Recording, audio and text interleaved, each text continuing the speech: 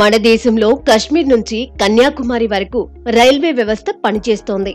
Passenger రైళ్ల నుంచి అత్యంత వేగంగా ప్రయాణించే వందే భారత్ వరకు అనేక రకాల రైళ్లు మనకున్నాయి. అయితే మన దేశంలో నెమ్మదిగా నడిచే రైలు కూడా ఒకటి ఉంది. ఆ రైలు దాదాపు 57 స్టేషన్లలో ఆగుతూ 37 గంటలకు గాని గమ్యస్థానానికి చేరుకోదు. ఆగుతుంది.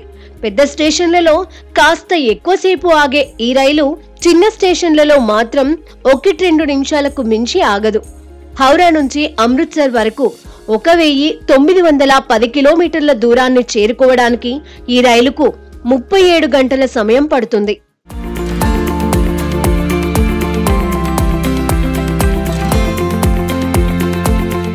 ఇక రైలులో టికెట్ ధరల విషయానికొస్తే స్లీపర్ క్లాస్ లో ప్రయాణించడానికి 695 రూపాయలు, థర్డ్ ఏసీలో ప్రయాణించడానికి 1870 రూపాయలు, సెకండ్ ఏసీలో ప్రయాణించడానికి 2755 రూపాయలు, అదే ఫస్ట్ ఏసీలో ప్రయాణించడానికి 4835గా టికెట్ ధరలు అందుబాటులో ఉన్నాయి.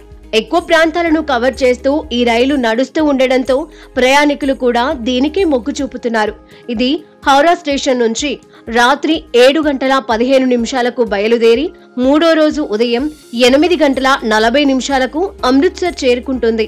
మళ్లీ అమృత్సర్ నుంచి సాయంత్రం 6:25 బయలుదేరి మూడో రోజు ఉదయం 7:30 హౌరా స్టేషన్ కు చేరుకుంటుంది.